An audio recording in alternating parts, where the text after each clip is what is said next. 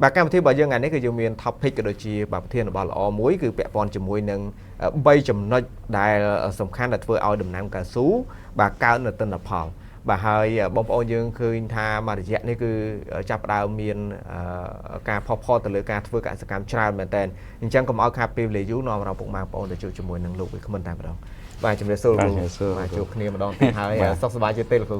សុខទុក្ខធម្មតាទេលោកអីវិញអរគុណដល់ឡែកខ្ញុំក៏សុខទុក្ខធម្មតាដែរប៉ុន្តែគាត់ថាមួយរយៈនេះរៀងក្តៅអញ្ចឹងទៅចង់មានបញ្ហាយើងទៅញ៉ាំទឹកក៏បានច្រើនណាបាទចង់មានបញ្ហាកំពុងកតិចតួចអរគុណលោកគ្រូហើយដើមកម្មវិធីរបស់យើងលោកគ្រូមានពេចអីដើម្បីស្វាគមន៍ដែរបាទក៏សូមសួរទៅដល់អ៊ំពុំមីងពុកម៉ែបងប្អូនទាំងអស់បាទជាទីគោរពពីចម្ងាយបាទអញ្ចឹង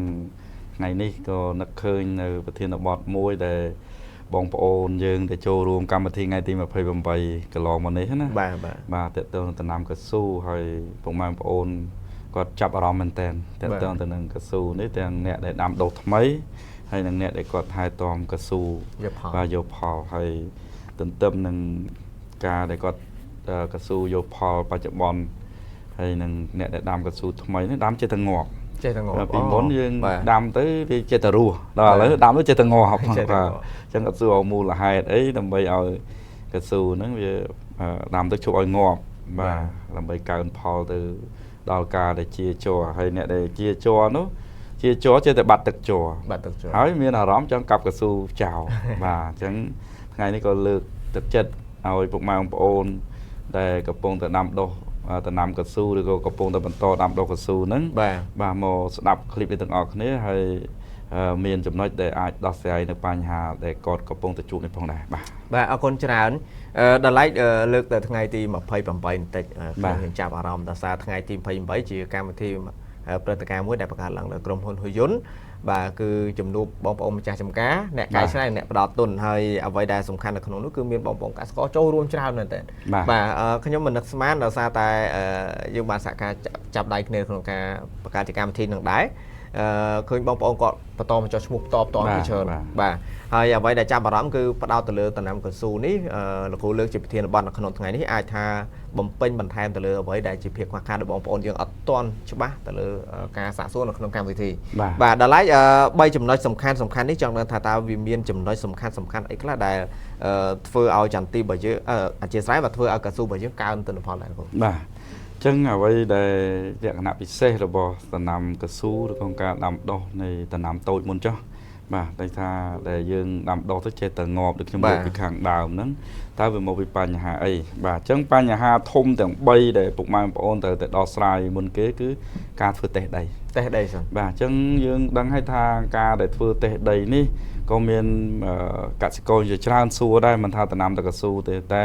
ថាតើវាមានប្រយោជន៍អីក្នុងការធ្វើតេស្តដីអញ្ចឹងនៅក្នុងការធ្វើតេស្តដីនេះគឺយើងអាចសន្មត់បាននៅទី1គឺការប្រើប្រាស់ជី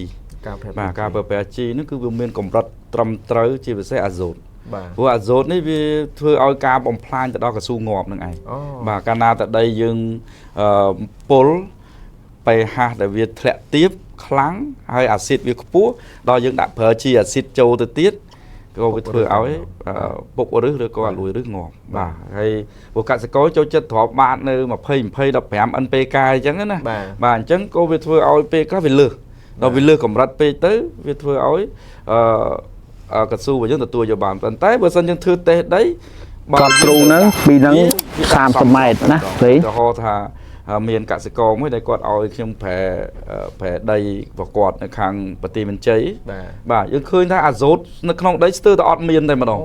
បាទ 0.0 ទៀតណាបាទអញ្ចឹងវាគាត់ថាយើងនិយាយថាអត់មានណាក៏វាតិចតួច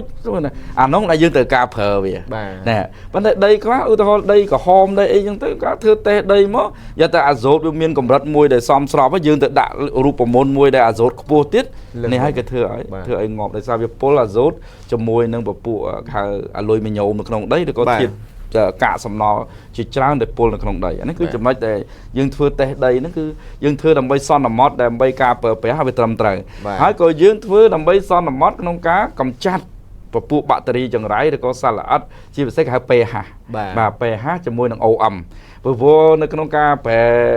ពីលទ្ធផលដីយើងអាចបដោតទៅលើតែ NPK NPK របស់វាហ្នឹង moisture គេហៅសំណើមឬក៏ពពួកដែលកាកសំណល់ផ្សេងដែលជួយទៅដល់សំណើមដីហើយនឹងពពួក OM គេហៅសរីរាង្គរបស់ដីឬក៏វត្ថុធាតុឬក៏អាជីវៈល្អរបស់ដីហើយនឹង pH ហ្នឹងឯងអញ្ចឹងជាចំណុចសំខាន់អញ្ចឹងការធ្វើតេស្តដីនេះពិតជាសំខាន់ហើយបងប្អូនដែលមានកស៊ូតូចឲ្យដាំហើយក៏គួរតែធ្វើតេស្តដែរដើម្បីចំណេញក្នុងការចំណាយចំណេញក្នុងការចំណាយវាមិនគឺយើងចំណាយទៅវាចំគោលដៅ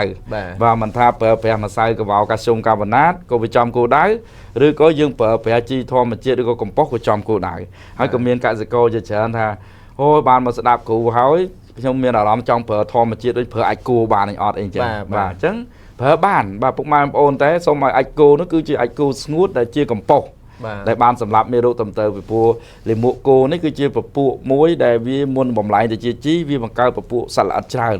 បាទមិនថាពួកដួងពួកកញ្ចែពួកអីទេអញ្ចឹងវាធ្វើឲ្យស៊ីឬស៊ីគល់ដែរអញ្ចឹងមុននឹងយើងដាក់ហើយសូមឲ្យដាក់ឲ្យវាមានបទដ្ឋានត្រឹមត្រូវនៅក្នុងបរិមាណមួយក្នុងមហត្តាចន្លោះពី2តោនទៅ3តោនអញ្ចឹងសម្រាប់លាមកគោនៅក្នុងមហត្តាសម្រាប់កស៊ូតូចហើយយើងដាក់ជារណ្ដៅទៅ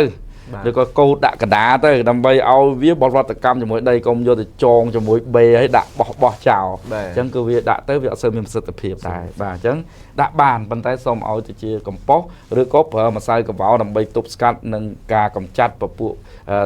សារល្អិតដែលកើតចេញពីអាចគោនឹងវិញដែរគឺអានេះគឺចំណុចសំខាន់បាទ